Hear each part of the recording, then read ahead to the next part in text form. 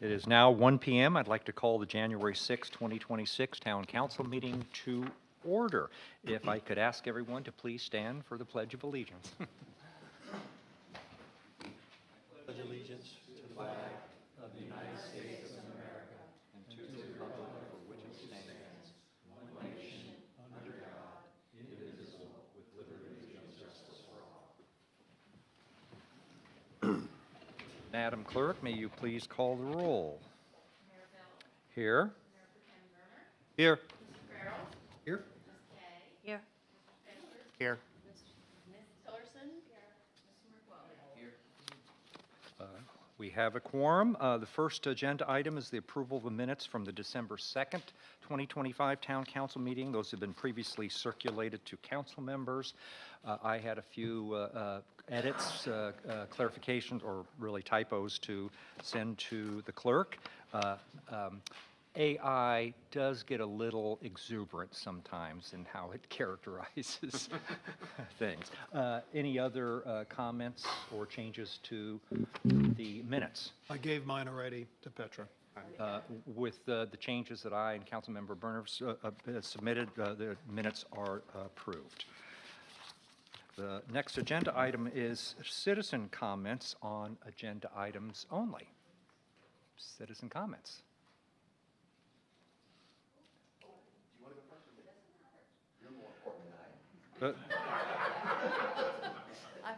I wouldn't say that. Joanne Hennessy, 12 Blue Heron Pond Road. I'm here representing the Planning Commission in case your meeting goes long and I can't be here for the agenda item.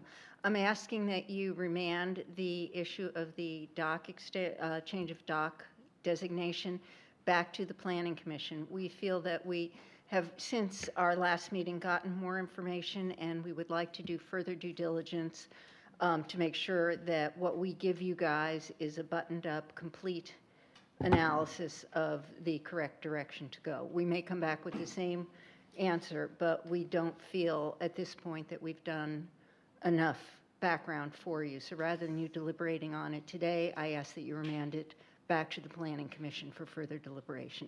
Thank you. Thank you. Thanks, Joanne. Any other citizen comments?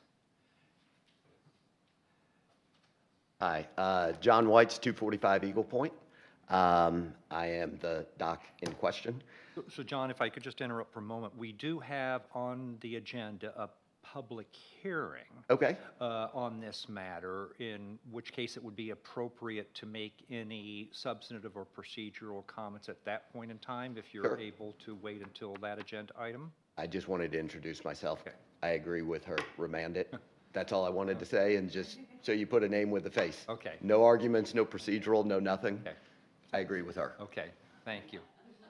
Mr. McElvain.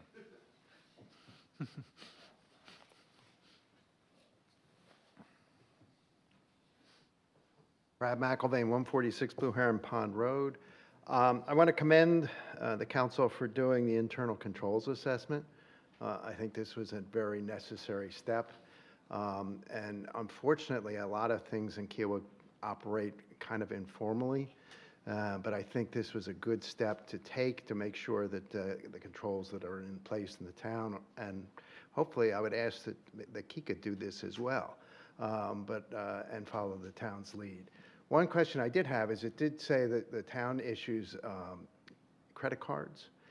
And as you look going forward, I would just question whether that's necessary. If you have a timely reimbursement policy, do you really need to have credit cards issued? Because they can be the subject, or can be easily the subject of fraud. So just to be, I think, to be careful as you move forward with that. But again, thank you for doing this. It's certainly worth it and important. Thank you, Mr. McElvain. I would note, and we can certainly discuss this in the context of the report we're going to receive from Malden and Jenkins.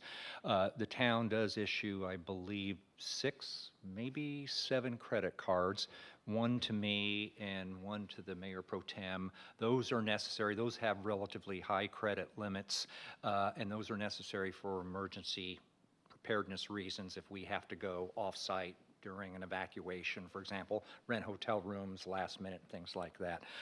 The only other cards are subject to very low limits. The highest of those is $5,000, going down to $1,000.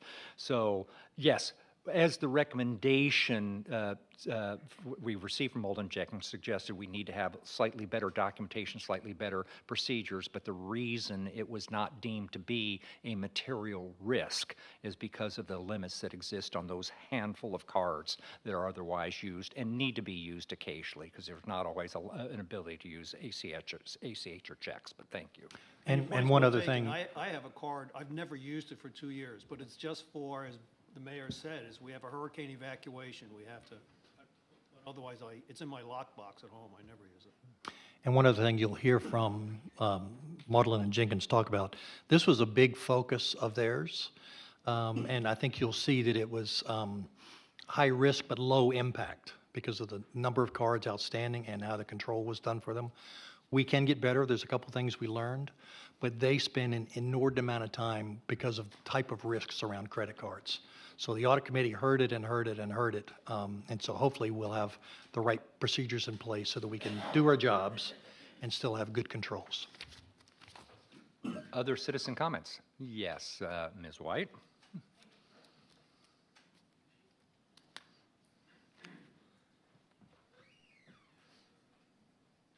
Good afternoon. My name is Shannon White. I'm the Chief Operating Officer for KICA, and I'm here today to represent KICA.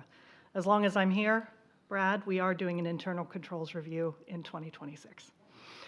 Saved you that question. You're welcome. All right. This afternoon, I would like to talk to the council about the drafted noise ordinance that's on today's agenda. This ordinance restricts commercial landscape companies to the hour of 8 a.m. to 6 p.m. As defined, commercial landscaping activity means any outdoor maintenance, lawn care, or groundskeeping services performed by commercial entities or contractors, including the operation of any power equipment for care, maintenance, or improvement. I would emphasize that this is not limited to just the use of power equipment, but it is all landscaping care work. KICA, as a commercial island entity, does have a landscaping division which operates to maintain the island for the entire membership. We generally begin our day at 7, though we do have some members of our maintenance teams which are in between 6 and 7 a.m. Our maintenance division itself is located immediately adjacent to a residential neighborhood. We have always sought to be good neighbors and to address concerns that our immediate neighbors may have had with our operations. At the December 2025 council meeting, we requested a carve-out for KICA, similar to the golf course maintenance carve-out. We appreciate the carve-out given to KICA, but we believe it is too restrictive, and ask for your consideration to alter it to align with the golf course maintenance carve-out, being able to start at 6:30 a.m. with no restrictions on locations and no holiday restrictions. The location restriction is currently drafted, permits our staff members to work only on the Kiowa Island Parkway, Governor's Drive, and Ocean Course Drive between the hours of 6:30 to 8 a.m. Peak traffic volumes for Kiowa are between the hours of 7 to 9 a.m. We currently limit our activities on these roads during these hours for the safety of our people. You may or may not be aware that we had a staff member who was injured on the Kiowa Island Parkway in 2025 as they worked on a Kiowa Island Parkway landscape bed, and they were injured at 10:30 a.m. on a Friday. With the ordinances drafted, we are putting our entire landscape team onto these 3 roads at peak traffic time. The 3 roads are approximately 13% of our total roadways. As drafted, our landscaping team cannot perform any work on our other 52 miles of roads, 20 miles of leisure trails, 26 boardwalks, any of our facilities, sandcastle, boating, or administration building until after 8. And we cannot immediately handle work orders coming in from our members, but mostly from our security team overnight. The ordinance is currently drafted permits the golf courses to work without exceptions. The golf courses are working in the same neighborhood areas that we are. They are working behind properties, and we are working on the street side. I don't see a difference in their work and ours. I can see a difference with other commercial landscapers as they work around and between the homes, which our organizations do not. Working immediately around and between the homes will generate more noise to the occupants of the homes, more than what the golf courses or Kika will. The ordinance also permits home construction starting at 7 a.m. I can guarantee you that a new home construction project will create substantially more noise and activity than Kika's landscaping crews working street side. There's also an exclusion for Sundays and town holidays. We don't generally work on Sundays unless there's an emergency, and there's already an emergency exception in the ordinance, so we thank you for that. However, Kika's recognized holidays do not completely align with the town's holiday schedule. The ordinance as drafted would stop Kika's landscape department from working on President's Day and Veterans Day, which are not holidays for our staff. All other town holidays, Memorial Day, July 4th, Thanksgiving, Christmas, we all align, and our staffs are on holiday. The golf courses do not have a town holiday exclusion. We ask that the town holiday exclusion be removed for Kika so that our crews may continue to work on the 2 holidays where our schedules do not align.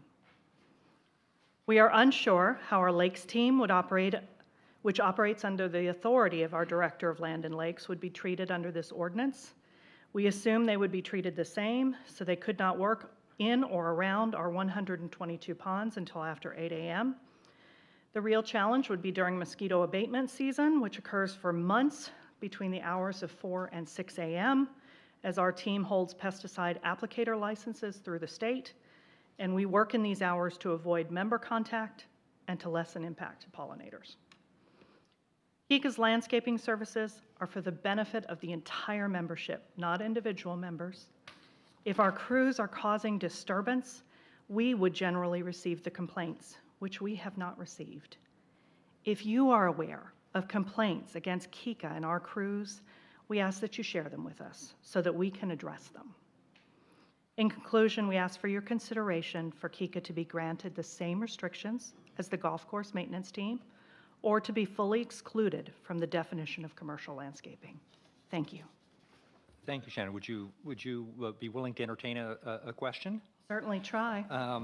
We had discussed this. The town administrator had received the request, and we'd had at least staff level discussions. Sure. Would a restriction, later restriction, only on the use of powered equipment be acceptable, rather than, for example, that wouldn't address pesticide applications in the lakes, for example? Or working in our landscape beds, for instance. Is it only related to blowers, or is it also related to our mowing equipment? There's a separate provision. It would apply to all powered equipment as drafted right now. We have a separate provision dealing specifically with a prohibition on 2-cycle gas-powered leaf blower engines. Yes, you do.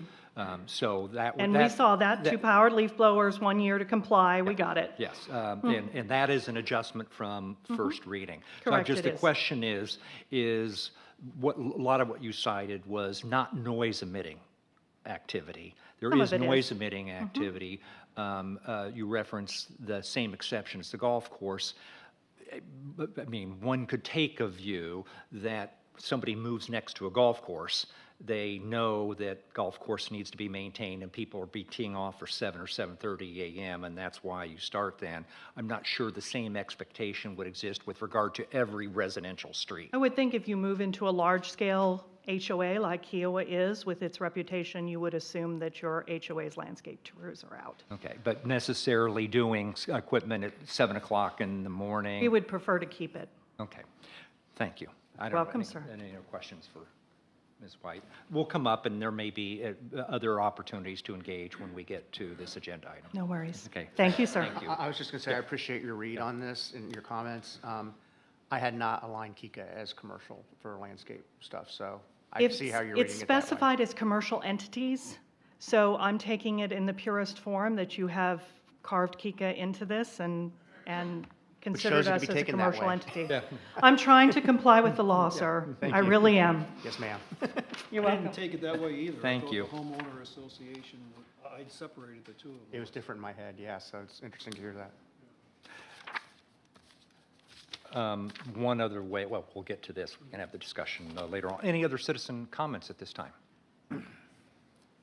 Seeing none, we now move to the aforementioned presentation by Malden Jenkins with regard to our internal controls assessment. Thank you, Mayor Belt. Thank you, council members, for the opportunity to perform this work for the town and to provide you with an update on the results of our assessment. My name is Kate Russell, and I'm trying to move this forward. It hates me. We'll do it live. I'm a director in Malden Jenkins Government Advisory Practice. We are a unique and distinct practice separate from the audit practice. We focus solely on operational reviews, internal controls, and compliance assessments, not on financial statement audits. If you wouldn't mind speaking a little Sure, the mic a little bit closer. I'm trying not to yell, so apologies if I get loud down the road. This afternoon, I want to provide a brief overview of our scope and approach, the testing methodology that we use to review these samples to determine the validity of the internal controls that the town has, and the overall results and general summary of the findings and recommendations that our team presented to the town. So we were asked specifically to do an operational and performance assessment of the finance department.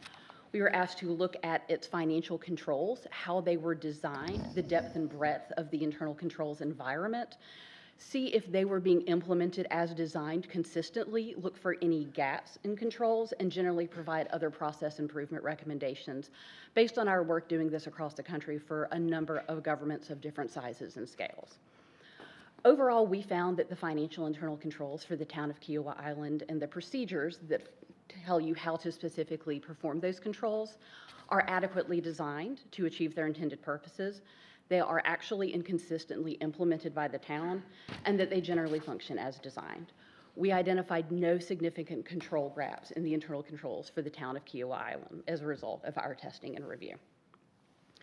So our approach is 4 phases to help you understand what specifically we did to come to that conclusion. We prepare an information request and gather a lot of information from the town. We look at policies and processes. We look at former financial audits. We look at forms and templates you may use, other guiding documents, how-to guides or job aids that employees may use in the performance of their roles. We also interview staff to understand from their perspective what their role is and how they perform it. And then we shadow them in the performance of their role. So we're verifying that written process matches understood process, matches performed process, and that all 3 are seamless and then internal controls are persistent at all 3 of those levels. We then also do implementation testing. So we got copies of your general ledger and some of your other financial documents. We selected samples and we verified that what we understood were the controls for the town were consistently and adequately documented throughout all of the financial documentation that you maintain. And that at the end of this process, we prepare a draft report, provide it to the audit committee, and we're now here providing you with these results today.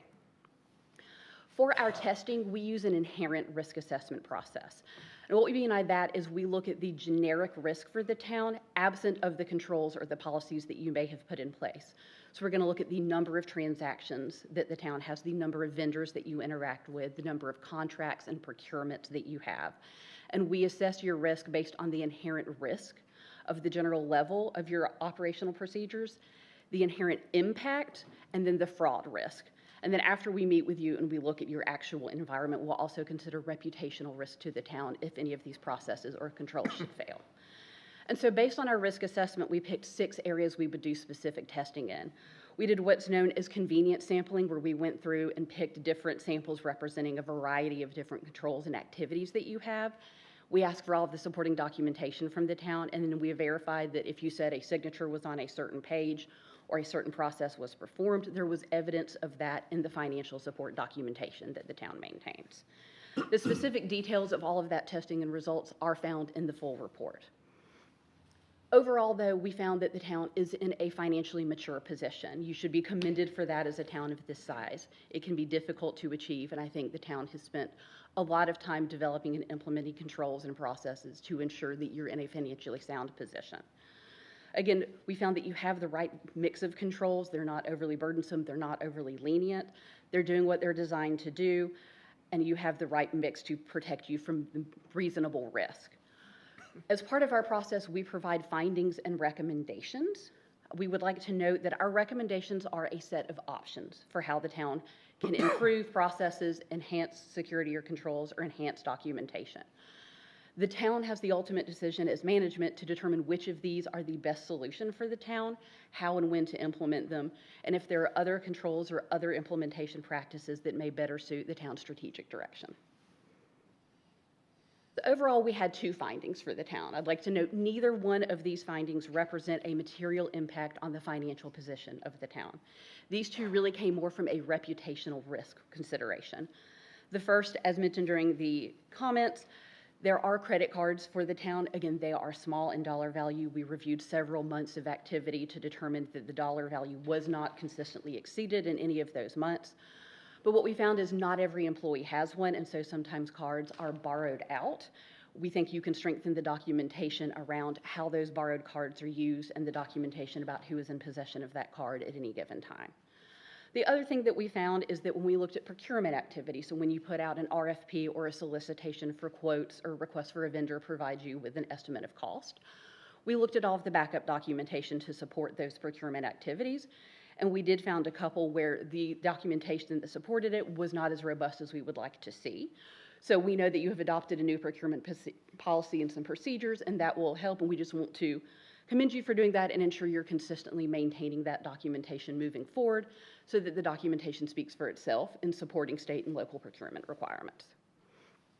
We also had observations, and this is just us providing you with leading practice we've seen elsewhere that may be beneficial for the town to consider. So we had 17 of them with associated recommendations, and we broke them down into 3 different theme areas so you can get a sense of the general environment. One is around increased documentation or standardization of documentation. One is around enhancing the controls and security, again, not implying that you do not have them, but they could be slightly enhanced. And then a few where the process itself could be optimized to enhance your control environment and ensure a consistent implementation. Again, we'd like to commend you, the town, the audit committee, for taking this on, especially taking this on proactively. I think that says a lot about the town, your leadership, and your commitment to transparency and to providing kind of that guarantee to town citizen stakeholders and residents that you are operating effectively, thinking strategically, and looking for continuing business process improvement. With that, Mayor Bell, I will turn back over to you. Thank you, Kate. And just before any council member questions or comments, thank you for all the work you did. As we've discussed in prior council meetings going back over the last year plus, this administration and this council are committed to financial integrity and financial transparency. We had previously, over this last year, adopted substantially revised and strengthened accounting policies and procedures, as well as the new procurement policies and procedures. We really have a particularly strong audit committee now under the chairmanship of Councilmember Farrell. And we have, I think, a very strong financial leadership within the town. And I commend our finance director, who's up for reappointment as town treasurer this afternoon, Dorota Schubert. And an extraordinary amount of time and effort was put in it by you and your team, as well as the members of our audit committee. I think we have a couple here in the room. I want to thank them for all the work they've put in. It's not every municipality that goes through this exercise of undertaking an internal controls assessment. Yes, sir. We've had clean opinions. That's nice and well and everything, but we want to make sure that we have, we're crossing our T's and dotting our I's. It was gratifying in your report to show that we've gotten it mostly right. But there's always areas where we can improve, and that's exactly what this exercise was designed to reveal. And we can certainly talk about the measures we're implementing. The full report's going to be available. Is it already posted or will be posted? That goes through all of the recommendations and the staff and the town's response to that. So again, thank you for your hard work, for the finance department, the town administrator, and our chair of our audit committee and audit committee members for their work on this. Other comments? Yeah, I'd like to first say thank you to Maudlin and Jenkins. And before I say anything else, I'd like you to give the public your background, because her background is especially unique for us asking for this audit to be done. And it's one of the things that gave us great confidence in securing Maudlin and Jenkins. So talk a bit about your background and your resume, if you will. Sure. So I have a master's in public administration from the University of Georgia, tough week, in program evaluation and policy analysis. After that, I started working with the state of Georgia. I was the CFO of an agency that administered predominantly federal and state grant funding, about $100 million annually, to between 20 and 25 local governments across Georgia. After I moved on from that role, I was the executive director of administration for Explore Georgia, which is the state of Georgia's tourism development agency. So in that role, we developed a lot of grant programs. We administered a lot of tourism-specific grants about enhancing visitation and visibility of local governments and local towns that have really strong tourism opportunities. And then I came to Baldwin Jenkins, and I've been with Baldwin Jenkins a little over 6 years now, doing a mix of that same type of work where I do internal controls audits, compliance audit, but also business process improvement, efficiency work, and kind of optimization evaluations as well. So think about that background as you think about Kiowa and the benefits we get from having Kate specifically do this. She could have worked here for 15 years and then seen, you know, the problems and the issues you crop up, and then going to work for a consultant and use that intellect to fix things. So this is one of the reasons we selected Baldwin Jenkins. We also did this audit in conjunction with our financial audit, or our year-end bookkeeping, and there were some efficiencies there, and there's some benefits to be gained by doing them in lockstep. And again, Maudlin and Jenkins kind of jumped through some hoops to make sure we could get this done in time and move their schedule forward a little bit. So we got some efficiencies, and we think we got some better information. Number three, and I'll echo what the mayor said, we had several very talented folks on our audit committee who knew way more than I did, and that's part of the reason you have a committee, is you get benefit of different backgrounds and different resources. And I want to thank the entire audit committee for what they did in helping drive this forward and having us come to a good solution. Number four, part of some of the things that Kate mentioned, and the reason I was concerned about this and initially talked to the mayor about this maybe a year or so ago, was there were a couple things happened in the SATAX work and a couple things happened in our charitable contribution work that scared the daylights out of me. And somebody said earlier about, you know, we did things kind of the old way. I think, Mr. McIlvain, you said that. And that scared me. And they were small of impact. Kate found some of those things and recognized this is some of the areas that we had to worry about. And in SATAX in particular, but also in charitable contributions, the monies can start to be big. And you talk about reputational risk, and that was the last thing I wanted to be on the cover of the Post and Courier. You know, this charitable contribution gave away money to, you know, Joe Blow's gas station or something. So again, this was not necessary to do, but we're in a position where we needed to do it. We're big enough now where it's important to make sure that we have financial controls, but also maintain our reputational risk as well. And again, we felt very comfortable with Kate and her team doing this. And then the last thing I'd say, I just appreciate the support from the town council, because this did cost, it wasn't real expensive, but we did spend money doing this, and so supporting us with those funds to have this done was something that was very easily accomplished with the support of the council. So thank you, council members. All right, so I have a significant question, and I need Stephanie's, your assistance on this. More or less 10 years or so ago, I guess we had an employee that stole some money from us. And I'm not aware of the details of how that happened. It was before my time here.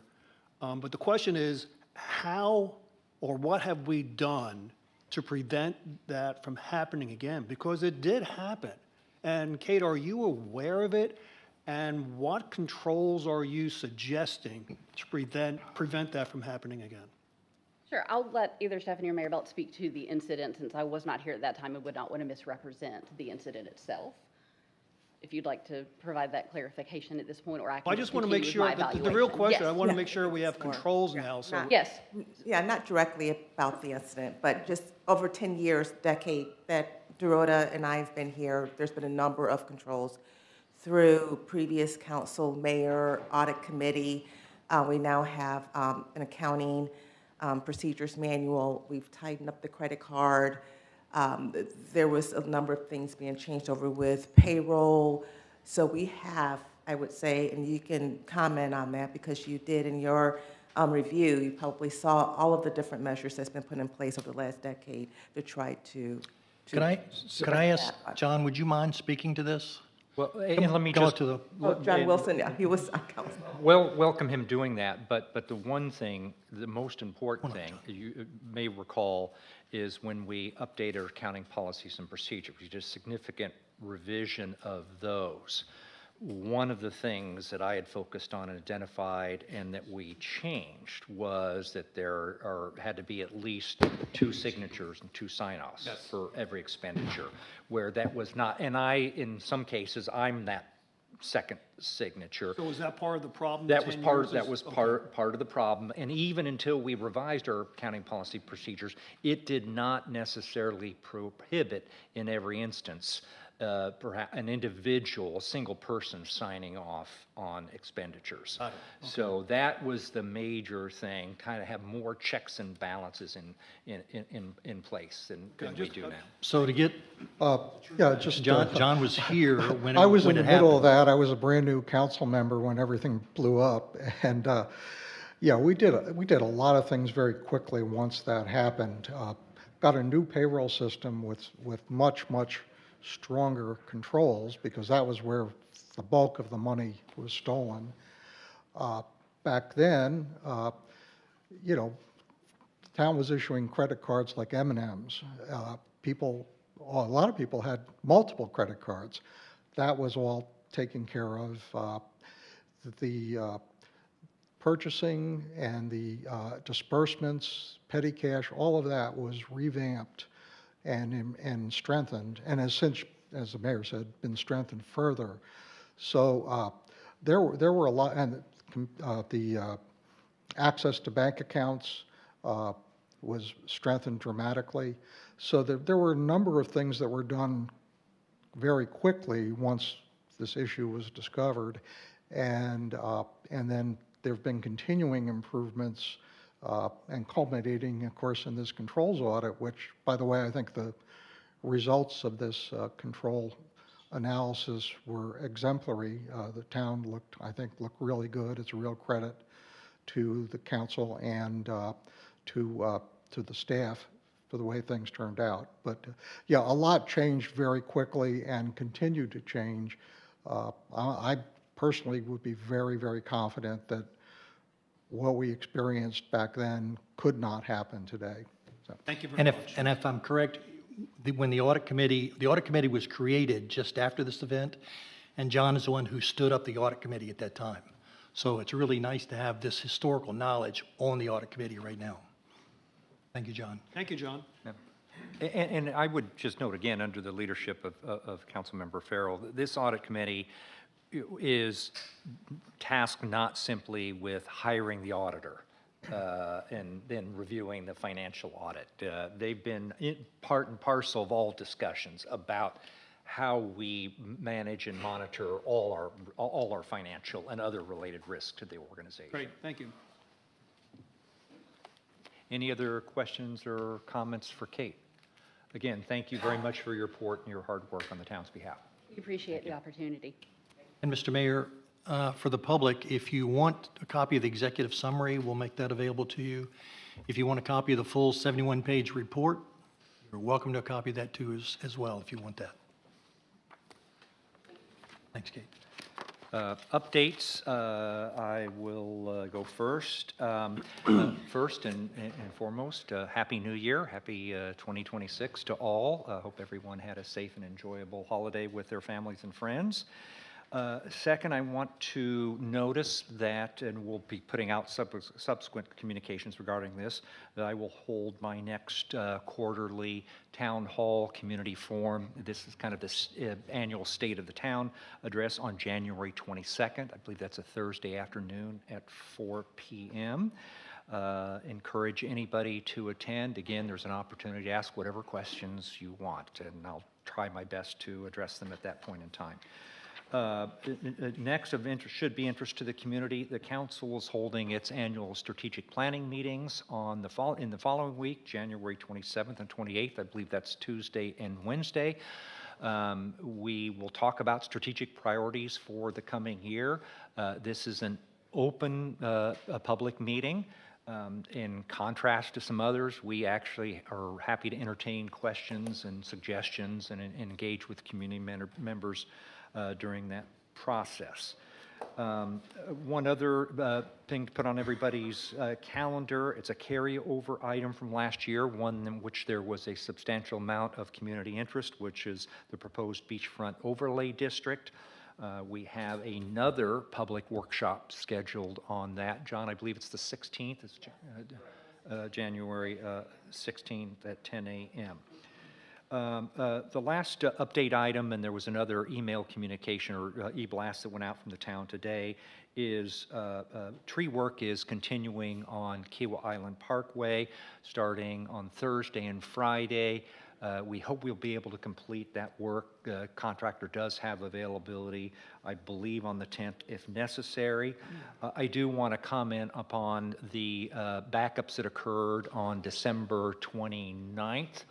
And a lot of commentary in Iowa, the commentary as to why we scheduled on that point in time. With the benefit of hindsight and maybe even foresight, we could have done a better job or given more thought to that. That's all on me. I would note that we can't always dictate the schedule or the availability of our contractors. In this case, we'd actually requested to do all the work in January and February, but I believe KICA has actually contracted with this particular service provider for a good chunk of January, February to do work on KICA common property. They indicated to us when we first bid out this project that it would take an estimated 10 days. And they only had told us 3 days of availability in January, so some work had to get done in December. And we did put out a fair amount of notice that the work was being done and you should expect delays. I will say that the delays were longer than expected, and they should have been on December 29th, that Monday. I got caught in them multiple times coming out here to the town hall for meetings at 8:30 that morning. I was probably 5 to 10 minutes delay. Annoyance, but not that big a deal. I had to come back to get my daughter to go to the airport, and I came coming back at 10:15. Took 10 or 15 minutes to get back on the island, and then it took 20 to 25 minutes to get back through the delay off the island. 5 or 10 minutes delay, in my own view, others may disagree, just not that big a deal. 15, 20, 25 minutes, that's an inordinate delay, that's a problem. We tried to course correct at that point in time, better communication. It helped a little bit later in the day, then we just cut the day short at 1 o'clock, and we made the decision not to proceed as scheduled with work that following day. In part, we were able to do that because we'd made more progress the first 4 days of work, so it was not expected to take the full 10 days. So we hope we can complete the work this week, if necessary, going into next week. With that, turn it over to Councilmember Berner. Thank you, Mr. Mayor. So I don't have too much to talk about, but the biggest thing I did want to do is I wanted to compliment the CERT Community Emergency Response Team, who was active, very active this year at the marathon. We had a surprising number of runners in distress, more so than we had in the past. And we even had 2 faint on the course, had severe injuries, and the CERT group was masterful in addressing those needs before EMS was able to attend to them. So they did a great job. I just want to make sure Madeline talks about her composting. I'm not, because I also volunteered during the marathon to help her promote composting. Well done. She has some wonderful news to talk about. I attended the MUSC ribbon cutting. That facility is spectacular, not just with respect to its beauty, its appearance, but the staff who I met, not most, but a lot of the staff, so well trained. We are so lucky to have MUSC here in our backyard now. Last thing is, I have met with and continuing to meet with the fire chief. In 2 weeks, we're going to implement a tabletop exercise for the CERT group. One's going to be in case a hazardous spill occurs, and another one is going to be if there is a tornadic event on the island that we need to take care of. That's it, Mr. Mayor. Councilmember Kay. Thank you, Russ. I was going to touch on the efforts of the Go Green Committee along with the resort for their partnering efforts on this major composting initiative at the marathon. There were 5,000 runners who were touched by, in some way, by our efforts around composting.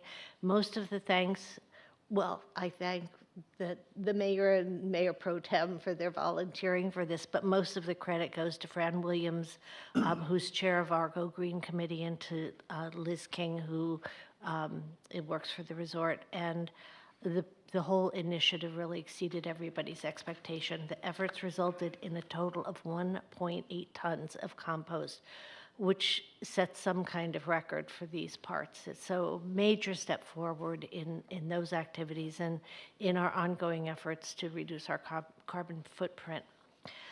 Secondly, very importantly, please mark your calendars. We are finally kicking off Kiowa Conversations, which you folks have heard me talk about in the past, but for those of you who aren't familiar with it, it's kind of like the town's version of Our World. But we are going to focus exclusively on issues of resiliency, sustainability, wildlife, and the environment. And we will also be holding our programs at 3 o'clock on Thursday afternoons, but only on Thursday at 3 o'clock when our world programs aren't scheduled. So we hope to fill in gaps in the current kind of island-wide scheduling. The first program is pretty exciting. We featured Dr. Brian Shamblin. He's from the University of Georgia. He's been studying sea turtles now for the past 2 decades and doing some of the most important research on sea turtles up and down the East Coast that's been done at all. He collaborates with local sea turtle patrols, kind of like our guys, to genetically tag nesting loggerheads north of Florida. They've identified over 16,000 nesting females via genetic information from a single egg from each nest. Anyway, if you haven't fully appreciated the efforts of our Turtle Patrol, and those efforts that they make in the care and preservation of our sea turtles, you certainly will after hearing Dr. Shamblin. Again, mark your calendars. Thursday, January 29th, 3 p.m. here at Town Hall. I really hope that we get good attendance. And finally, my third item is not such great news. We got the necropsy results of the latest bobcat death just in the last 2 days. And while the female bobcat was probably, her death was caused by being hit by a car, they did find amounts of 6 anticoagulant rodenticides in the liver of this bobcat. As you know, these are the SGAs that prevent coagulation, lead to weakened animal states. They're less able to thrive. This animal had so many things wrong with her that I could detail them, but it would make you cry. I believe she was at less than half her tagged weight from the prior year. And had maggots and sepsis and broken bones, and it's really quite tragic. So while we have made progress on increasing the level of interest according to the last survey results, the survey results that we saw last month, community awareness is up, but the results are down. We're risking the loss of this population. Jim Jordan, who's our town biologist, and I will try to tackle initiatives with the major pest control providers here on the island in the next month or so. We've talked about it in the past, and I'm apologizing for having it fell off my plate. I'll get to it ASAP. We'll try again. That's it. Councilmember Farrell. I want to just kind of close out 2025, begin 2026 with thank yous. So first, thank you to the Audit Committee. You guys have heard this from me again. Can't tell you how much I appreciate the work, the expertise, the time that you spent on this. SATAX Committee, same thing. The folks who are on that spent more time than they probably ever spent on SATAX before.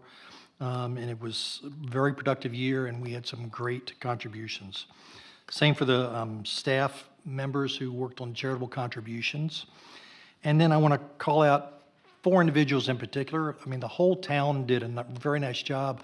I think they upped their level, their game this past year, based on what I saw when I was on Planning Commission. But John Taylor did a great job and helped me learn more about a host of planning issues and zoning issues, and just requests for education. Doretta Schubert was indispensable with regard to finance and with regard to both audit and state tax committee. Jim Jordan did a great job helping me understand some of the issues around wildlife, kind of the birds, Captain Sam Spit, and Brian Gottschalk with the work he did around the pass and flood remediation. And there's a whole host of other folks that I'm not mentioning, but I do want to just a big shout out to the whole town employment. And I can't stop without saying a special thank you to Stephanie. Stephanie taught me a lot this year, helped me avoid some pitfalls, correct some mistakes. So again, thank you very much. The last thing I'm going to say is sort of another public service announcement. If you like oysters, which I love, and this is oyster season, December, January, February, the best, you need to get involved with the Kiowa Conservancy and helping them manufacture wire reefs. It's a very fun event. It's done over here with a piece of property that they just bought that they're reforesting. There's an event tomorrow at 10 a.m., January 14th, next Wednesday at 10 a.m., Monday the 26th at 10 a.m., and Wednesday, February 4th at 10 a.m. You volunteer for 2 hours, you make 10 to 12 wire reefs, and it's a great sense of satisfaction. And quite frankly, I thought about eating oysters the whole time I was doing it. So if you like oysters, go on the Conservancy website and look at it and sign up for at least one of the sessions. Mr. Mayor? I'm sure Donna and the Conservancy thank you for that PSA. Councilmember Spencer. Nothing inside my normal lane. I know this came up at a KICA meeting a month or two ago, but just kind of for awareness for personal and household safety. I think it's becoming generally known that one of the residents on Kiowa's house was occupied by squatters for several weeks over the summer. And I just mention it from the perspective of neighborhood watch. A lot of people are gone this summer when it's hotter, things like that. Look out for your neighbors. It's a good idea to have security cameras, somebody watching your house if you're be gone for extended periods, things like that. I know the right people are looking at some of the more details of how and why and how could it happen, and I'm not trying to bring that up necessarily. I'm just trying more to make sure that people are aware and looking out for each other's residences and making sure something doesn't seem right, reporting it. That's it. Thank you. Stephanie. Yes, just wanted to update on a few things in regards to the Environmental and Natural Resource Department. They're going to start field work coming up, trapping bobcats. That's going to start, I believe, next week. We have 5 collars for bobcats and 3 collars for coyotes. So that process continues through mid-February. Hopefully, we'll be able to use all of our collars that we have. They're going to be starting their second set of deer survey. We will present that information to council once that's completed. They will pull together November's numbers, which were per square mile was relatively low. They'll take the numbers from this winter, combine them, and we'll determine if we need to cull deer or not this year. But again, that information will be available to council probably at the February town council meeting, hopefully. The other things that I just want to let everyone know that we are still in the process of overhauling our website and our app. We have a TOKI app. Not sure if those of you that are aware, but we do have an app that we're right now in the process of overhauling. Keeping our fingers crossed that our website should be updated, hopefully by March. We're in the kind of the last leg of this. We're doing the site map work, which is essentially just going through, looking at all of the pages, making sure that links work, anything that's old that we need to go ahead and trash it, bring in new pages, but we're in that final stages, hopefully. My mother's favorite, this Friday, Liquid Pleasure. I'll be there with my mother, dancing shoes on. So please join us if you have tickets. Just as council, I'll probably on January 15th, I'll be in Columbia. That's the day the SCDOT Commission will have their meeting. As you recall, we are looking at having a portion of Betsy Harrison Parkway here, road, the portion of SCDOT owns and manages transferred over to the town, so I plan on attending that meeting in case there's any questions. And then final on IKEA, where there was questions about the Christmas tree. We have pushed out a number of posts on that, but as a reminder, it's on our website. Collections on Thursdays right now. Police just have the tree bare. But we encourage you to sign up for our e-blast because a lot of questions sometimes that pops up on IKEA, you can find it in our e-blast. That is it. Just want to follow up on one point Stephanie made about her visit up to Columbia, and look at the agenda, whether I go up there as well, regarding the town's interest in taking over responsibility for this little stretch of SCDOT. So I've circulated to my fellow council members, and I think you can also find it if you subscribe to the Johns Island Advocate, a presentation that Charleston City Council member Jim McBride gave to the Charleston City Council, focused on, he represents the portion of Johns Island that is actually within the city of Charleston. Most people don't realize that about 20% of Johns Island is actually within the city of Charleston. And it was really focused on all the traffic congestion and choke points around the island. And the major point he was making is all of the key roads on Kiowa Island, and in fact most of the area, Charleston area, are owned by SCDOT. Not by the county, not by the municipalities, and the county and municipalities are trying to change that just as we are. Turns out, stunning to me, that South Carolina has the fourth largest number of miles of road under State Department responsibility and ownership of any state in the country. And combine that with a much lower gas tax. One reason we pay lower gas here than others is because we have a lower gas tax than most other states, including those right around us. So less revenue going into the Department of Transportation at the state level, and many, many more miles of road to manage. That's the reason we've had great difficulty getting the Department of Transportation to actually take care and maintain this road, Bohicket, and a host of others. That'd be part of some of the stuff we'll talk about at our strategic planning session. Okay. Thank you, Stephanie. The first item of old business is consider approval of ordinance 2025-15, that second and final reading of an ordinance to amend the noise and nuisance standards within the town's municipal code. Just a little bit of background and context for where we were and where we are today. We approved this on first reading, but had received a fair amount of community input on a wide range of issues, particularly around the proposed prohibition on all 2- and 4-cycle landscaping related equipment. Just two. But that was not what was in. Oh, the I'm original providing the one. context. That was not what we approved on first reading. Okay. The context is that based on all of that feedback, and I discussed this with Councilmember Spencer, who had offered the previous broader prohibition as we kind of rolled this back. So all that is being prohibited at this point in time and phased in over a period of time is 2-cycle gas power leaf blower engines. Not all 2-cycle equipment, just 2-cycle gas power leaf blower engines. Right. That's all. Okay. And we will continue to monitor and evaluate any issues, noise issues related to the use of other equipment and the evolution of battery technology associated with that. We'd also gotten some comments from the Community Association, which we had thought we had incorporated or tried to address the comments that we thought you had intended to convey, but I think your points are well taken, Shannon, and we also tried to accommodate some of the concerns made by the resort with respect to landscape maintenance. So anyway, that's the background and context is how this has evolved from what we approved on first reading. So with that, I would entertain a motion for approval on second reading. So moved.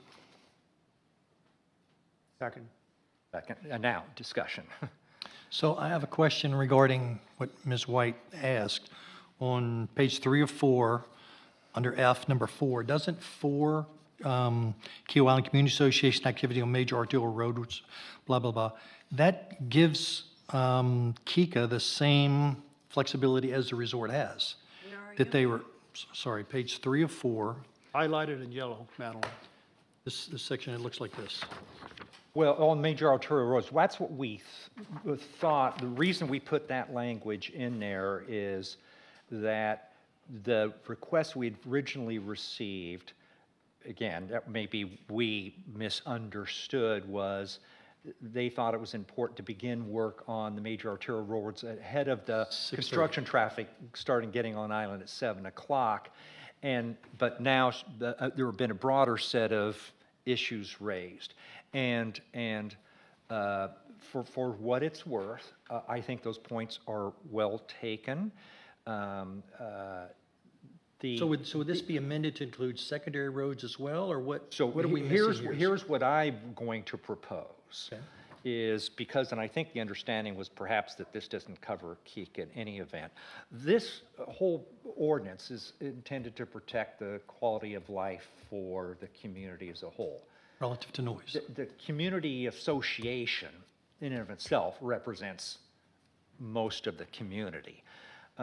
So I would be comfortable carving out from the definition of commercial entity Kika for purposes of this ordinance.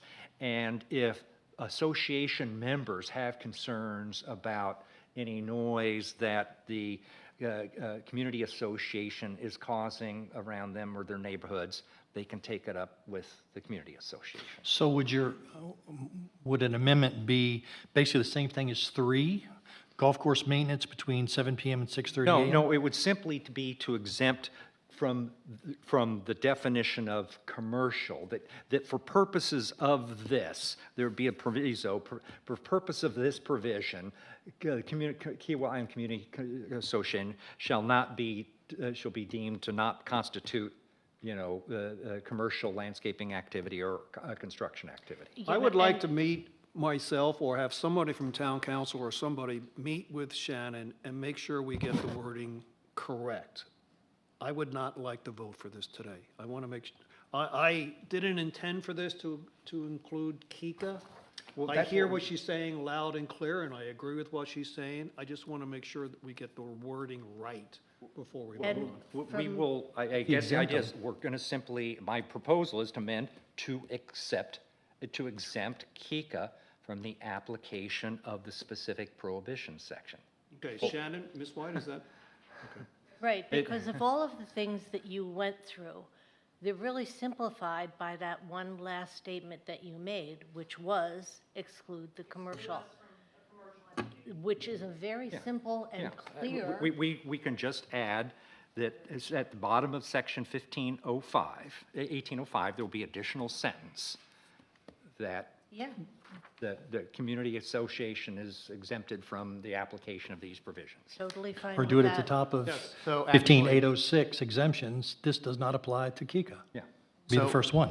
Why would we not just do that to F2? Because that's where Shannon's comments were directed. I'm Because sorry, which one? Section F2, where it talks about commercial landscaping activity. I Because don't I don't think we want to exempt them from construction. It would be, you're right, it should be, the exception should be to F, not the entirety of To 15 F2. 805, Yeah, to F2. yes. Because we don't want to exempt from construction. Fine? I Yeah. agree. I Okay, agree. okay. So we'll add that carve out On the commercial to landscaping. subparagraph F. F2. F2 subsection C. Okay, okay, okay, Yeah. okay. Well, I have another question. So, Welcome. yes,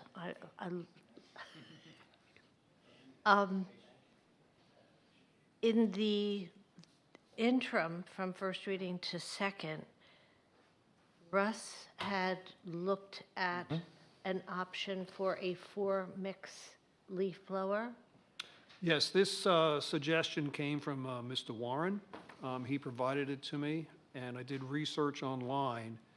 And the data that I was able to glean was there was a 4-cycle leaf blower manufactured by Steel that meets the decibel rating of around 60 dB or something like that? 65. 65, yeah, and which would be a great alternative to going electric if somebody so decides to do that.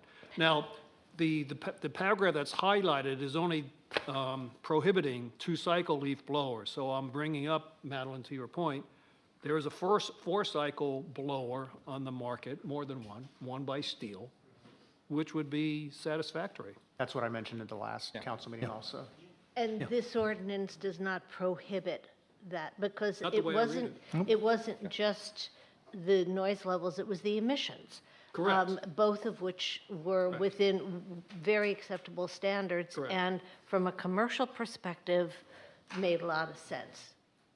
So as long as they are not prohibited, I'm good with. This only prohibits 2-cycle. Same here. Yeah. Leaf blowers. And thank you, Russ, Yeah. for forwarding this on, because otherwise I never would have had the pleasure of studying Well, you have to thank for Mr. Warren. mixed gas blowers. Mr. Warren gave it to me. Oh, he was giving himself all the credit.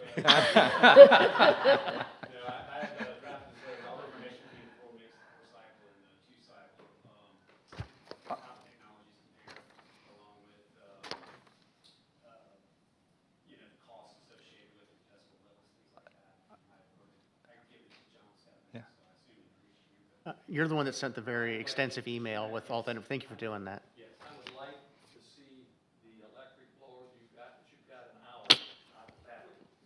an hour. 50 minutes, 50 minutes. I tested it the other, yeah. Mayor, this gentleman would like to speak. Yes, may I take an opportunity to just give a little more additional information on batteries? Just, we're looking to do this for. Well, you certainly may. Okay. Oh, look, we've got show and tell.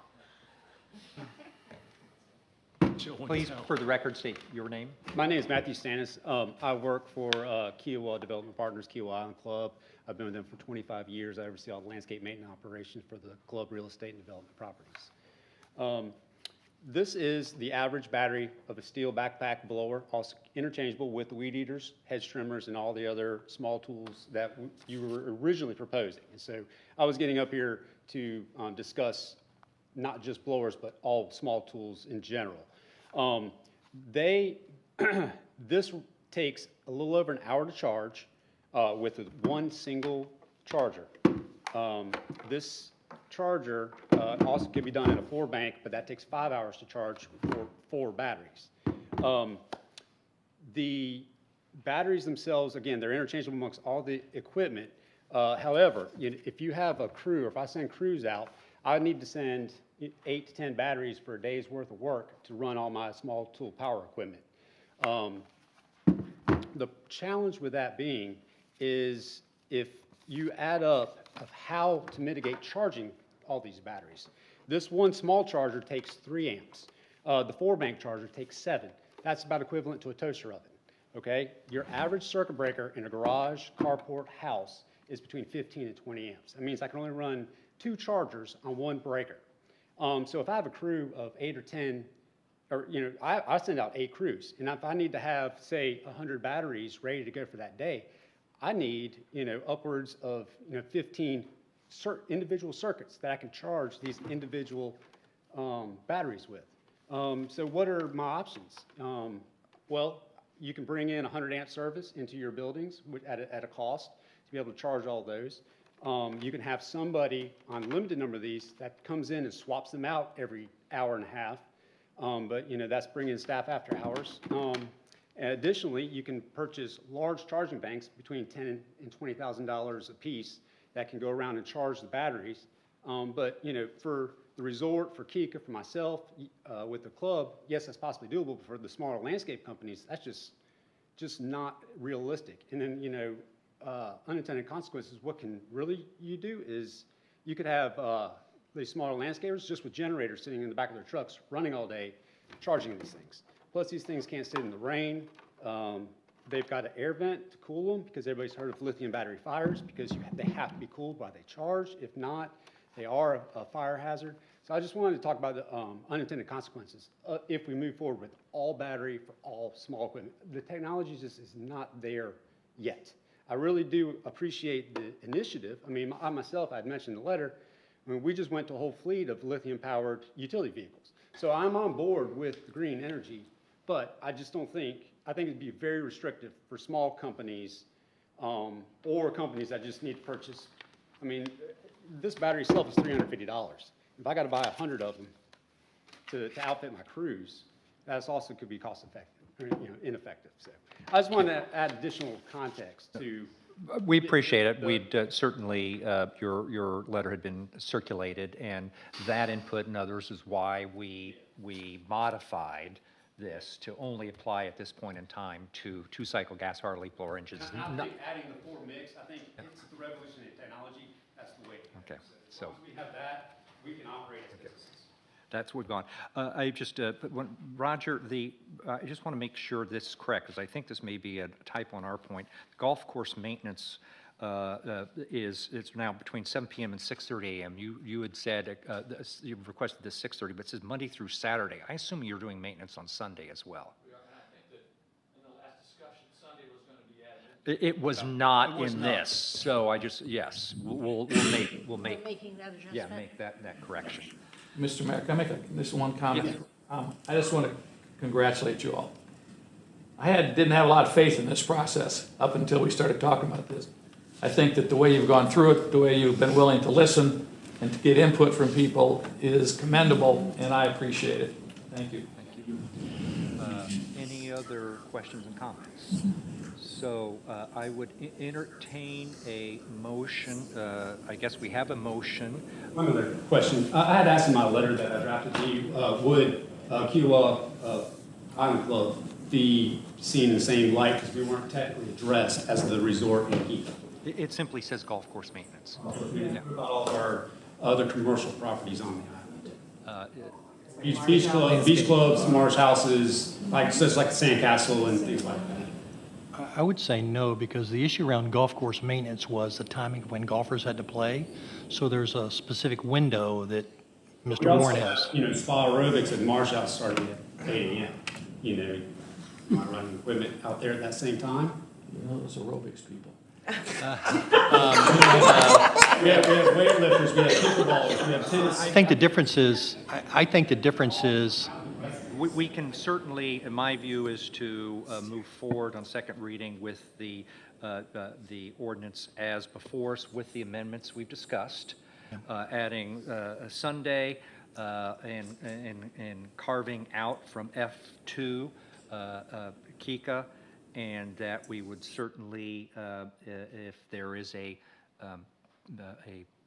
request from the club on a go-forward basis, we can look to further amend this at a future point in time. I just wanted to clarify, the paragraph golf course maintenance doesn't specify just the resort, so No, it so- would, I just want to make Yeah, sure, so yes, that yeah. would then Yes. include the club. Yes. Okay. Yeah, yes. No, I understand, I just wanted to make sure that was understood here. Okay. Okay. So any further questions and comments? Motion to approve as amended? So moved. I guess a motion, we have an underlying motion. We'll entertain a motion to amend the ordinance, to change it, to amend what is in front of the council as discussed, which is the carve-out and adding Sunday to the golf course maintenance. So move. Second. All in favor? Aye. Aye. Now that we have a pending motion on the ordinance as amended. All in favor? Aye. Aye. Okay. It's approved. Thank you. Now we move on to new business. We've got a series of appointments that are pending. One is the appointment of a mayor pro tem. This is something we can appoint a mayor pro tem at any point in time in which we have an election for mayor or a special council, a special election, but it appears that the state statute mandates that we also appoint or reappoint a mayor pro tem after, at the inauguration of a general election. Should have been in December, but we used to have elections in December, so it was always in January. Now we have elections in November. We simply missed it. In any event, at this point in time, I would entertain a nomination for the appointment of a mayor pro tem amongst the members of our council. Mr. Mayor, I would nominate Mr. Berner for another term. Oh, did you want to do that, or? You can second it. I'll second that. Thank you, Luke and Madeline. Any other nominations? None. The council member Berner's been renominated for another term to not exceed 2 years as mayor pro tem. If there's no further discussion, all in favor? Aye. Aye. I'm still thinking about how I'm going to vote. Aye. Thank you. We also have to, the same statutory requirement for appointing a town attorney. This is always a little bit odd because are we actually appointing Mr. McQuillan or are we appointing the firm? Because it says the town attorney has to be a member of the South Carolina State Bar. I'm not sure that necessarily every member of the firm is. I suspect they are, but in any event, I don't know if you have any thoughts. You've done a lot of work on.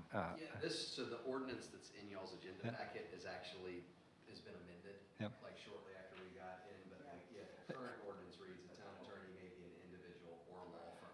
Any lawyer serving as the town attorney shall be admitted to practice law. Okay, okay. Well, and in fact, the mayor pro tem language had not been, we missed that one. It was also the old language, so, okay. But it has been updated to Okay. clarify. So the recommendation is to, again, appoint Mr. McQuillan and Hainsworth Sinkler Boyd as town attorney representing. Any discussion? All in favor? Aye. Aye. Thank you. This is going to be a tough one. I suspect this will be a narrow vote here. I don't know. The appointment of the town treasurer, finance director, given all the issues that were just raised, I recommend or move appointment of Dorota Schubert as our town treasurer and finance director. Second. Any discussion? All in favor? Aye. Aye. Another one, we have to appoint our town clerk. I recommend the appointment of Petra Reynolds as, to continue as town clerk. Second. Any discussion? All in favor? Aye. Aye. Okay, thank you. The next two items we're going to consider jointly. And if I can ask Mr. Taylor to briefly introduce this matter.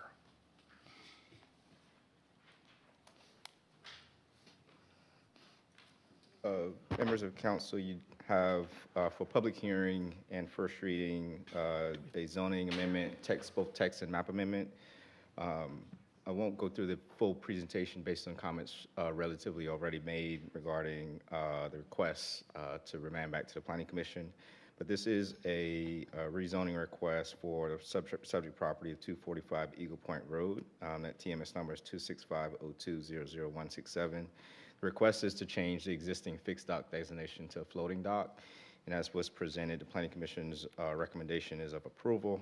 However, there's been additional information that has been presented since then, and that request is being asked to be folded into their recommendation. And so the applicant has also supported that recommendation to allow additional time for them to submit additional information based on some comments received from the neighbors. So I'll kind of gently stop there if there's any more specific details without going into the full presentation. So I would entertain a motion at this point in time to move into public hearing. So moved. Second. All in favor? Aye. Aye. Aye. We're now in public hearing. Are there any members of the public that would like to comment on this particular matter? I don't know if anybody would like to reiterate comments previously made. No. No comments forthcoming from the public. Entertain a motion to exit public hearing, return to regular business. So moved. Second. All in favor? Aye. Aye. So based upon the recommendation of the planning director and what we heard from the chair of the planning commission, and with the apparent support of both the applicant and neighboring property owner, that this matter be remanded to the planning commission for reconsideration of their prior approval, I would entertain a motion to do that. So moved. Second. Any further discussion, questions, or comments? I do have one question. I'll wait for Mr. Taylor because I know he knows the answer. So my only question is, in its current state as currently approved, can the applicant have boat access to the existing dock? So based on the current application of our ordinance, the 245 is entitled to a fixed dock. Fixed dock, as interpreted, would only be for crabbing, fishing, pierhead, which would not allow to be able to moor a boat. The other designation, which is a floating designation, would be allowed for a boat. So any movable parts or floating, boat lift, those types of things would not be permissible based on the interpretation of the code. So the applicant could not use a boat or a kayak or a canoe or anything like that? Correct. Okay, thank you. Is that, can you give me a cite for that, Mr. Taylor, in the ordinance? The That's citation? 12-78, which is our... 12-78? Yes. Thank you. Any further discussion? No, sir. All in favor? Aye. Aye. Okay. Moving through. Now, the next agenda item on tab 10 is the appointment of, consider approval of appointments to the Arts and Cultural Events Council. On tab 10, you will see all the current council members who would be reappointed. In addition, there are two new members to be proposed to be appointed, Ideen Mannion and Jack Barnett. Their backgrounds, which are impressive and relevant, are included in the materials. I would entertain a motion to approve the appointments to the Arts and Cultural Events Council. So moved. Is there a second? Second. Any discussion? All in favor? Aye. Thank you. Next agenda item is tab 11, and that is the approval of the Civic and Cultural Center Edition Committee Charter, and it's been revised to reflect comments that have been made by council members. I would entertain a motion for approval of the charter. So moved. Second. Did I hear a second? Second. Yes. Okay. Any discussion? Hearing none, all in favor? Aye.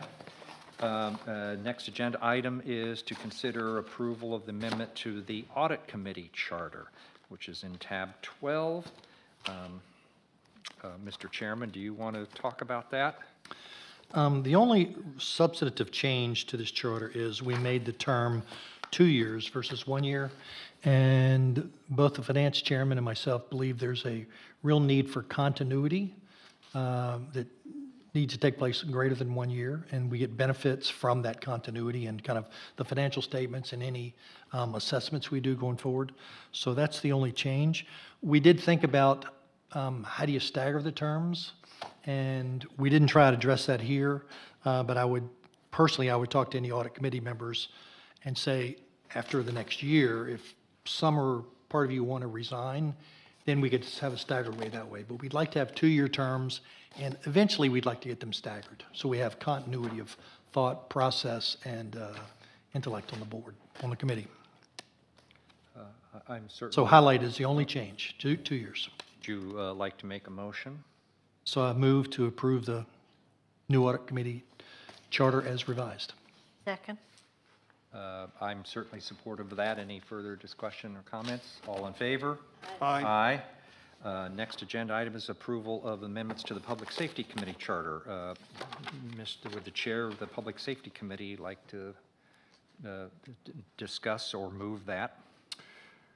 The only reason we're changing this is to provide more clarity as to who can be a member on the Public Safety Committee. Right now, it's to be between 4 but not more than 7 members, including at least 1 representative from Kika, the resort, Edens, the fire department, and then Kiowa Island residents. So I do have a couple of questions, but maybe perhaps you can first make Sure. a motion. I'd like to submit this for approval, please. Is there a Second. A Second. discussion, one minor change is at the end of number 1, on the first, at the end of number 1, it says public safety on the island. That should be in the town. Okay. But the concern, I particularly have concern with regard to the composition and the representation of the number of members.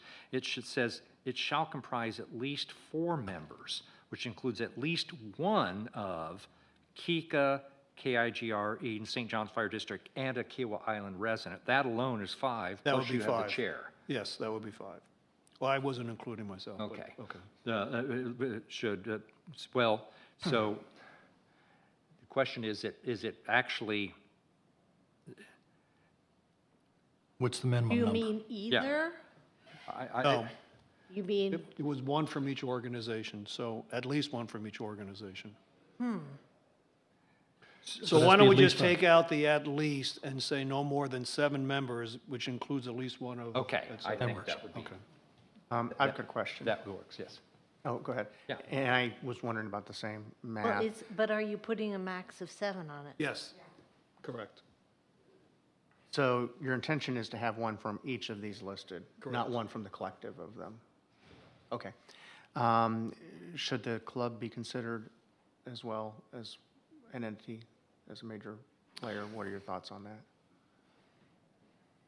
The resort's not considered either. Yeah, it is. Resort is, Resort yeah. in there. KIGR. And I mean, I think that's a fair point, given the fact that it is a large property, it's a large employer. I mean, it has, I think the resort has something like 1,500 employees. I think the club has 700 or 800. Not a bad thought. Why don't we add the club then? I haven't reached out to Mr. Nevin. And particularly given the fact that on some issues with regard to, using, golf cart paths and others for Yeah, emergency access, and they've got a lot of those. At least they've got one of those on the island. And it makes sense if they have an event that we should discuss access and who is in there, so. Yes, adding the club would make sense. So then, the question is, So- do Currently, we have 7. yeah, so do you say not more, I mean, that only allows for 1 Kiowa I resident. know, so then I have to make it to 8. You don't count yourself. You want an odd number, so. Challenges is getting too big. So do you have to have representation from every firm? Every listing? Do not The other way you could word it is with no more than 1 member from all of these organizations. So they could choose 2 or not to participate, but they couldn't have more than 1. They Yeah, could- we can't require them to, You understand what I'm saying? Instead of at least, have no more than 1, and then it becomes voluntary if they want to participate.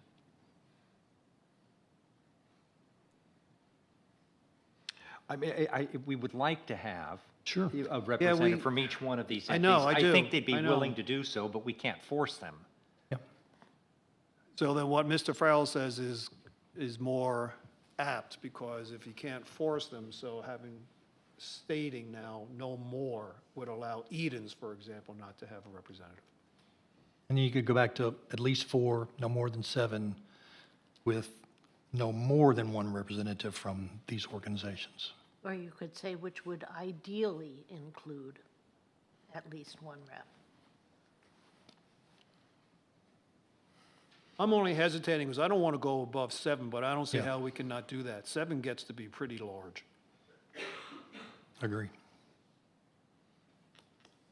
Right now, so currently, right now, one of the things, so you have on there, and we should have put St. John Fire District Commission, because it's more of the commission that you want on there, not just a representative from the fire department. Fine. So we currently have one representative from the St. John Fire Commission's on there. Why do we need a representative from the fire commission as opposed to the district? Well, because Kiowa has 3 commissioners, and so we just thought that since we do have 3 commissioners that sit on the seat, that we should have at least one of those commissioners be on the Public Safety Committee. And so one of those members sit on the Public Safety Committee. So is it those or somebody from actual fire department? It's those. So right now, that's what I was saying, is that right now we actually have a commissioner that sits on the Public Safety Committee, which right now is. Who's a resident?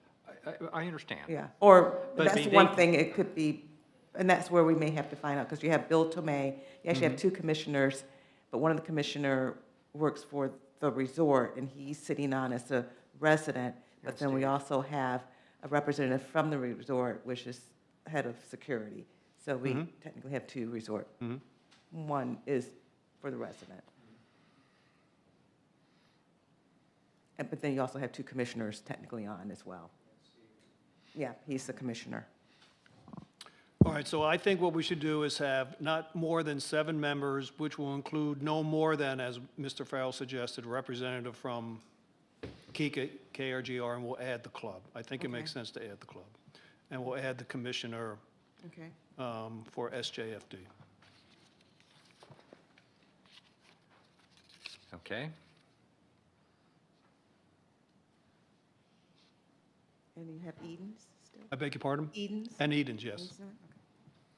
But still, it's no more than 1, and Edens may or may not elect to participate. So the sentence now reads, it shall comprise not more than 7 members, which will include not more than 1 representative from KICA, KIGR, the club, Eden, St. John's Fire Commission, and Kiowa Island residents approved by the mayor, blah, blah, blah. Yes. I would substitute which is kind of an odd word there, to include. It's unclear to me, the way this is written, whether just the Kiowa Island residents are approved by the mayor or all are approved by the mayor. I would love to see between Kiowa Island residents, comma, all approved by the mayor and town council. I'm okay with that. Mr. Mayor? That's fine.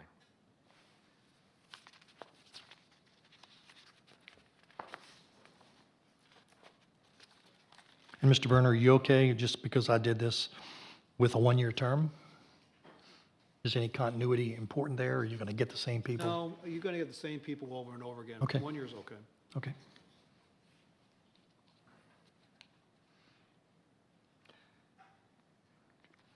I'm not sure, do we need to go through the process of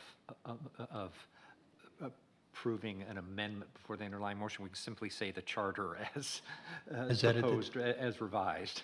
I think with the charter, so all in favor of approval, we have a motion to approve the charter as revised. As we discussed. Yeah, Yeah. as discussed. All in favor? Aye. Thank you.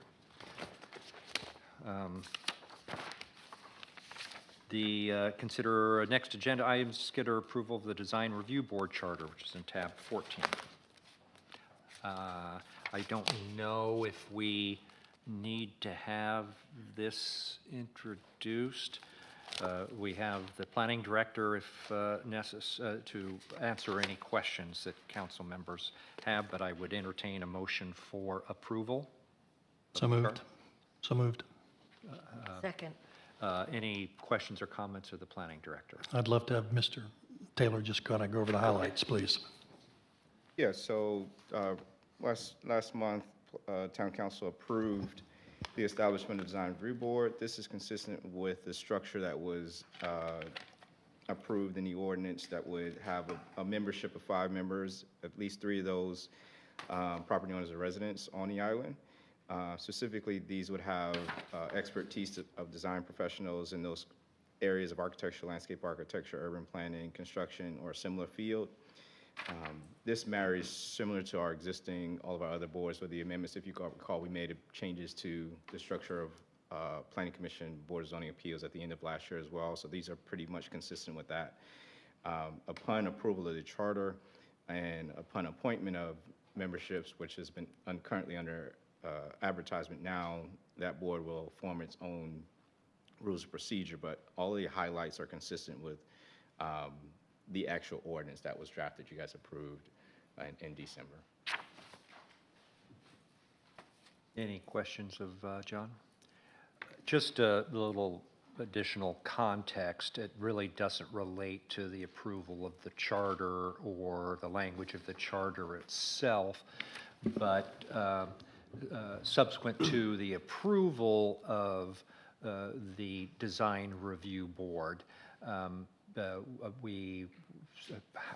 several of us were at a KICA board meeting where KICA asked some questions about this. It indicated its intention, it was stated that they were moving forward with an architectural review board administered by KICA. Not quite clear what that means. There's been no information forthcoming, and now I don't see any KICA board members or KICA staff to pose. And to be clear, it's to create another architectural review board rather than taking over the current Kiwa Partners ARB. Well, they don't have the legal authority to take over. Right. But they would argue they have the legal authority to establish their own, but that doesn't mean that the existing Kiwa Island Architectural Review Board owned by the developer would go away. That's up to the developer unless the general covenants are amended. But what I'd indicated at that time and was reflected in the language of the ordinance that we adopted is that if KICA does establish an architectural review committee to apply to properties that are subject to the KICA covenants, that we would revisit the scope of coverage of the town's newly established Design Review Board. In any event, it would still be necessary for Freshfields properties, because those aren't subject to KICA covenants, and Eugenia properties, certain Eugenia properties, those are not subject to the KICA covenants. And we don't know yet what the KICA Architectural Review Board the scope of its authority would be, whether or not it would be really willing and want to take on the responsibility for design review of large commercial projects. Okay, for so example. you just said something about Eugenia. We had discussed our design review board would be just commercial. No, it is both commercial and no single-family residential that is subject to review by another architectural review body. Does it say that in the charter? Well, it says it in the ordinance. The ordinance is the enabling statutory authority for. It mirrors the Landscape Tree Preservation Board. Yeah.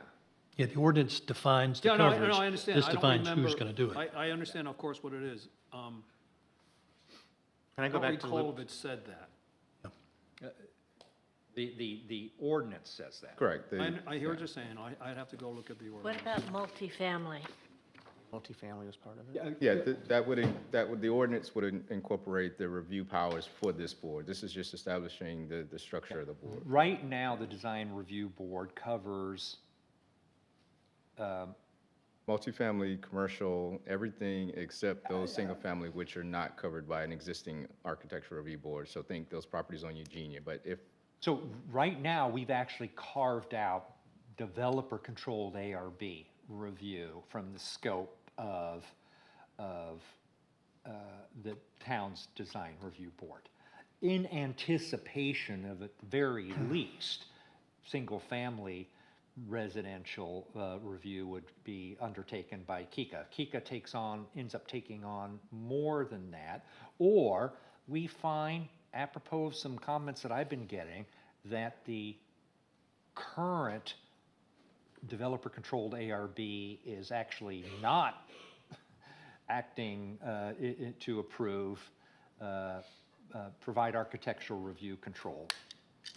All right, see, I just pulled up the draft, section 12-130, this is what I recall. It says, "The purpose of these regulations for the Design Review Board are to provide clear and transparent process for design review of commercial, comma, mixed use, comma, civic, comma, and multifamily residential developments in the town of Kiowa Island."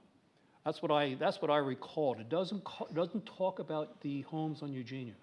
The exemptions are under, I'm gonna pull up that exhibit, but the exemptions are carved out in the applicability of this, In the what? I'm in the sorry? applicability section of the ordinance. So the intent covers the entire review process for design review. Think about it this way, if we were just to apply the ordinance broadly without any exemptions, we would want it to cover every aspect of development. Right, So but that's it- what the but- intent, and so that the section. But it doesn't say single family, it says multifamily residential, not single.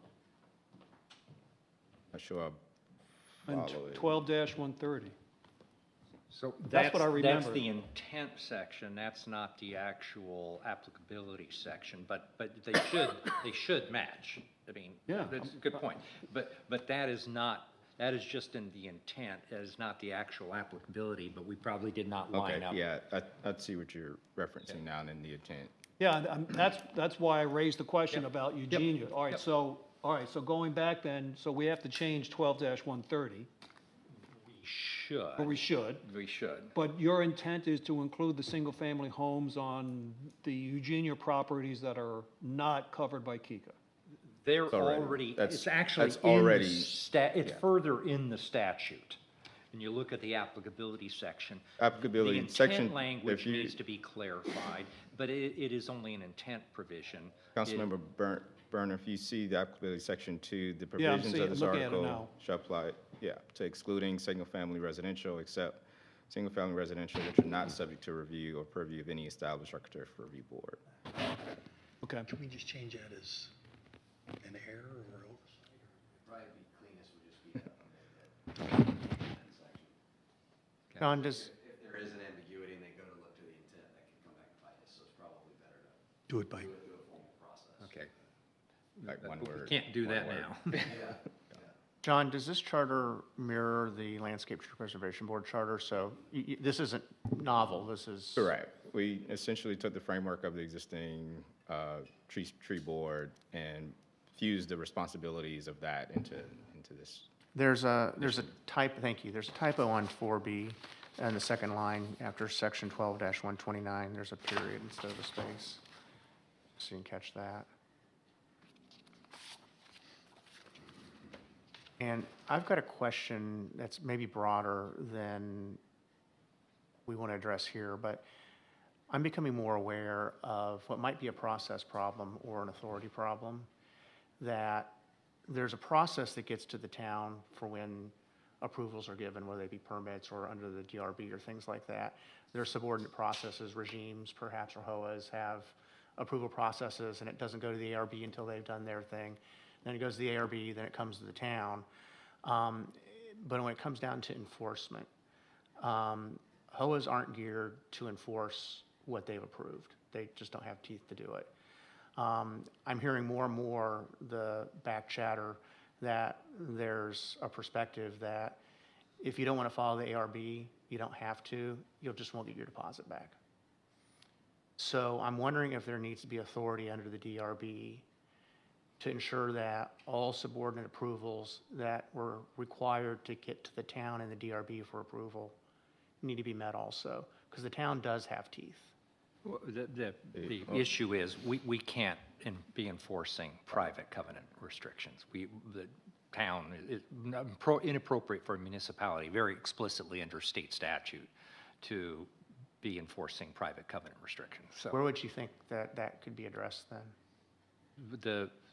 those who are subject to those CC&Rs, declarations, and bylaws should consider modifying those as necessary or putting in appropriate approval. I know the kind of the subject matter or case You and I talked about it a little bit, yeah. So I think the I'm seeing only more of that.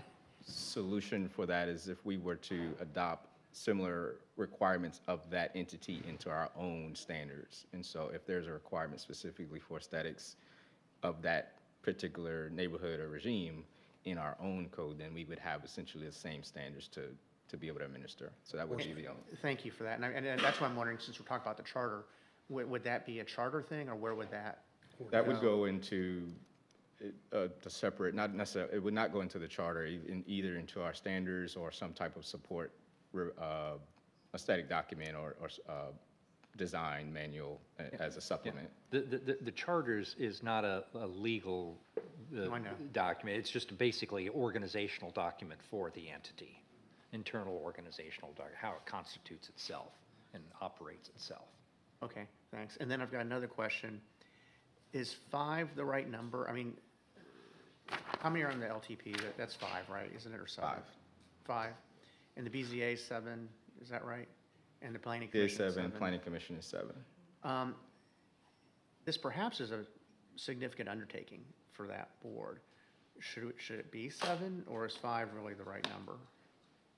Well, the reason I think we kept it low is we don't anticipate there to be an exhaustive list of development review projects.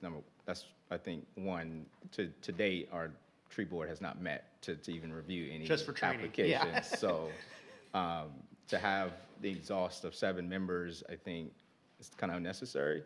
Okay. The other is you're pulling, again, from wanting to be able to have local representation. I think having to fulfill a full 7-member board may cause some strain that we haven't really materialized yet. So I would, at least for now, keep it at the 5, and if we need to, at a future state, maybe consider enlarging, but. I'm good with that, thank you. Okay, I just want to understand your rationale. All right, so I do have one comment again on paragraph 2 that says at least 3 members shall be registered design professionals. I bring it all up because I used to be a licensed professional engineer, but I retired. So I let my license expire. There's a second And part. I would think a lot of people on the island would do the same thing. There's a second part that says just have relevant professional credentials or expertise, and so that would sort of couple if previously, if that makes sense. So you can. And aren't the requirements embedded in the statute, in the Correct. ordinance? Yeah. Again, the statute is the governing. This language comes directly out of the ordinance that was approved, and so the potential member would not necessarily have to be credentialed today. We would prefer that, but it also gives the caveat for someone, like, as you just referenced, who may be retired, who had previous experience in that profession. Okay. Fair enough. So again, this is a charter. I don't know whether it's here or not, but when we enact this, the tree preservation board goes away? No, we've had a lot of back and forth on this. So there was actually originally in the agenda a repeal of the tree preservation board, but we actually, repealing the charter doesn't do anything because it's still embedded in the ordinance. So what we need to do is Planning Commission, I think is going to be taking this up tomorrow and coming back, is to combine the functions essentially of the two. Okay. In which case, once we have a recommendation that there's going to be a number of statutory changes because there are references elsewhere to the tree preservation board and other parts of the zoning code that will need to be amended to replace those with design review board. So we'll have a complete package of changes, and which would include then as well a repeal of the tree and preservation board charter, but not it's contemporaneous with actually the repeal of the statutory provisions that establish the tree and preservation. I'm just thinking about the mechanism and again, the fee that we talked about in Ways and Means, how long that'll be. Yeah, I mean, and again, part of the issue is we don't know. The Planning Commission's going to recommend this tomorrow, come to first reading, council, but we could still get applications, permit request in the interim to take down trees that may have to be considered by the board in the next 2 months. Okay, perfect. Okay. So, all in favor? Aye. Aye. Thank you. What else do we have here? Oh, John, you are still up. Last agenda item is tab 15. And this was something that, Mr. Chairman, perhaps you want to tee up, was a recommendation of the Ways and Means Committee earlier today. Yeah, so this was presented to the Ways and Means Committee this morning, and it was approved unanimously. If you look at page 2 of 3, and then the top of 3 of 3, you'll see the fundamental changes. It's got to do with standing up this design review board and eventually the tree preservation board being dissolved. So the red is for standing up the design review board on the bottom of 2 of 3 and the top of 3 of 3. And then if you look at L, landscaping and tree preservation board is struck through. We acknowledge that there may be a gap there, that some people may be able to take trees down in the next 2 or 3 months without a fee. But these fees don't cover our costs. They're just there to, I don't know what they're there for. They're fees that we should have there just so that there's some requirement for homeowners to do something. So this was approved unanimously by the Ways and Means Committee.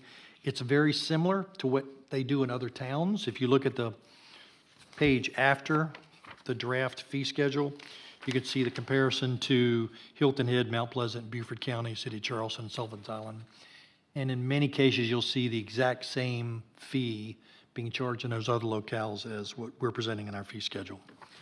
So with that, I will stop and turn it over to the mayor. Any questions or comments? I entertain a motion. Do you want to make a motion to?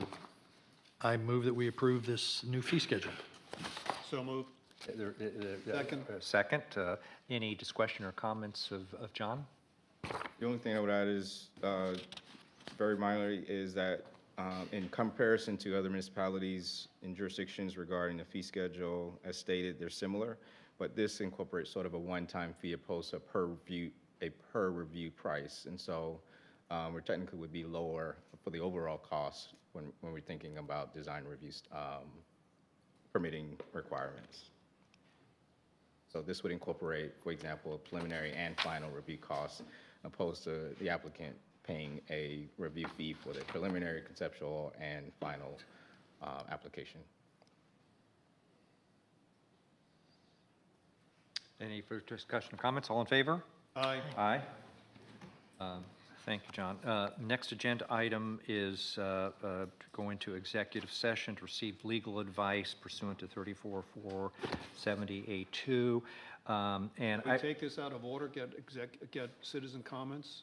that's a good, I mean, any objection, unanimous objection. consent, citizen comments on any agenda item. Mr. Wollahan. Non-financial question. Larry Wallahan, 406 New Egret. Does the town, I'm talking about bobcats now, do we know that the Ks and fresh fields use bobcat-friendly poisons? And is there any way we could ask people to sign a pledge? I know state law stops us from preventing certain poisons. We do have a Bobcat Guardian Pledge program. It's published, Larry, on the town's website as to who has signed up on that. I don't know. I haven't reviewed it recently as to know which entities are signed up on that or not. Okay, well, I'll have a look, thank you. Okay. But we do have certain soft powers. Yes. That's all I'll say. Yes, yeah. But at least public shaming, if nothing else. Yeah, but I think you, Okay. I'll have a look on the Okay, website. thank you. Any other citizen comments? Thank you for that. So just so public's generally aware, we have pending litigation continuing into 2026 involving Sam Spit that we'll need to discuss. We have a appeal of a BZA matter that warrants discussion. We have we're in contract negotiations with certain service providers and with regard to trying to obtain sewer coverage for the town municipal center from Seabrook Island Utility Commission. Those are matters that will be the subject of the executive session because we're receiving legal advice about those matters. So I would entertain a motion to go into executive session. So moved. Second? Any discussion? All in favor? Aye. Aye, thank you.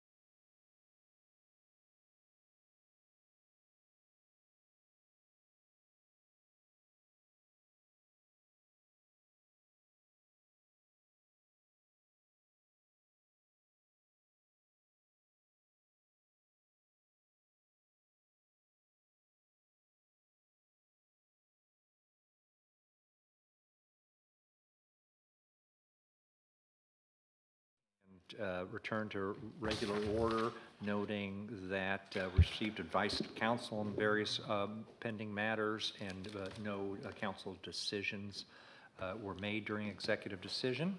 So moved. Second? All in favor? Aye. Is there any other pending business?